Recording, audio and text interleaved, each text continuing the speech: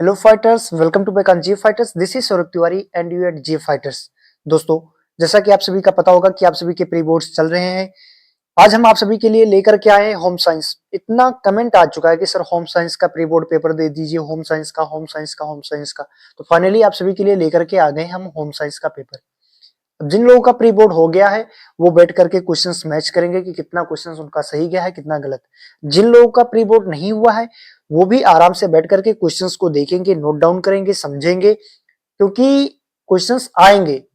ये मत कहिए कि नहीं आ रहे हैं, आएंगे, डेफिनेटली आएंगे।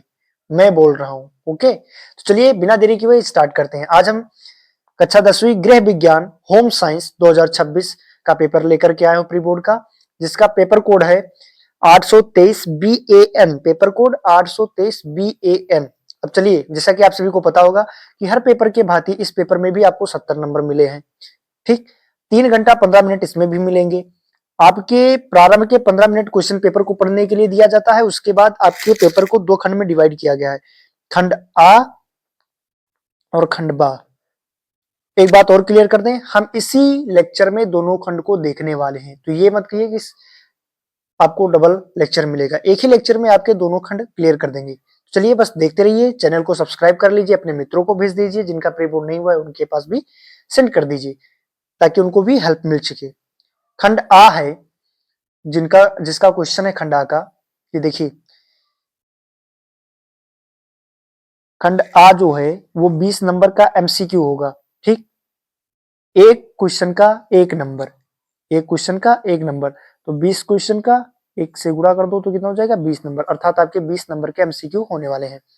पहला क्वेश्चन है कि यह प्रत्यक्ष आय का प्रकार है: व्यापार द्वारा प्राप्त आय, परिवार सदस्यों द्वारा अर्जित आय, ब्याज प्राप्ति, उपयुक्त में से सभी।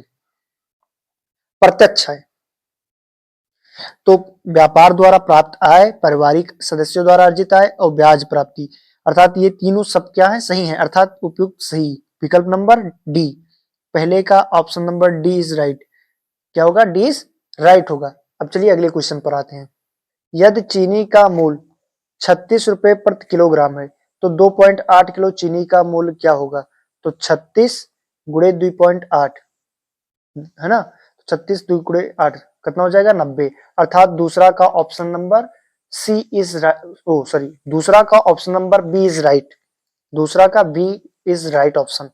पारिवारिक बजट निर्माण हेतु सर्वप्रथम आवश्यक चरण है: व्यय में कमी करना, आय में वृद्धि करना, पारिवारिक आय व्यय की जानकारी होना, उपयुक्त में से कोई नहीं। तो क्या होगा, पारिवारिक आय और व्यय की जानकारी होना। फिर देखिए अगला क्वेश्चन आपका है कि यह रोग मक्खियों द्वारा होता है, हैजा। चौथा का option number A is right. फिर देखिए, किसको पानी में मिलाने, हाँ, इसको पानी में मिला देने से अशुद्धियां नीचे तली में बैठ जाती है। तो फिटकरी एक ऐसा चीज है जिसको पानी में मिला दिया जाए तो अशुद्धियां नीचे बैठ जाएंगी। फिर देखिए, वनों को काटने से होता है, क्या होता है, हाँ, भूस्खलन, मरुस्थलों में वृद्धि, मौसम की अनिश्चितता, उसके बाद उपयुक्त सभी। तो ये सब चारों चीजें होती हैं। अर्थात 6वां का question number D is right option. तो जिन लोगों ने जीएफ फाइटर्स को सब्सक्राइब नहीं किया, अभी जीएफ फाइटर्स को नहीं जान रहे हैं, उसके पावर को नहीं पहचान रहे हैं, तो भाई जीएफ फाइटर्स धमाका ला रहा है, धमाका। 2 फरवरी से चलेगा जब तक आपका बोर्ड नहीं हो जाएगा। तो चाहे 10th वाले हो चाहे इंटर वाले हो, सबका ये बात बता दो, सबका शेयर कर दो। ठीक, यूपी बोर्ड में इस बार जीएफ फाइटर्स दिखेगा। ओनली वन थिंग विजिबल, क्या, जीएफ फाइटर्स। सब्सक्राइब कर लो, दोस्तों को बता दो। 2 फरवरी से धमाका स्टार्ट है। फिर देखिए, चेचक रोग का कारण है: बेरियोला वायरस, चूहे, साल्मोनेला, टाइफी, मक्खियां व मच्छर। 7वां का कौन सा ऑप्शन होगा, वेरियोला वायरस होगा। क्या होगा, वेरियोला वायरस होगा। फिर देखिए 8वां का देखिए, इनमें से कौन सा ये यातायात संकेत का प्रकार है? आदेशात्मक संकेत, चेतावनी संकेत, सूचनात्मक संकेत, उपयुक्त सभी। कौन सा होगा भैया, 8वां का डी इज राइट, उपयुक्त सभी होगा। क्या होगा, डी नंबर 8वां का।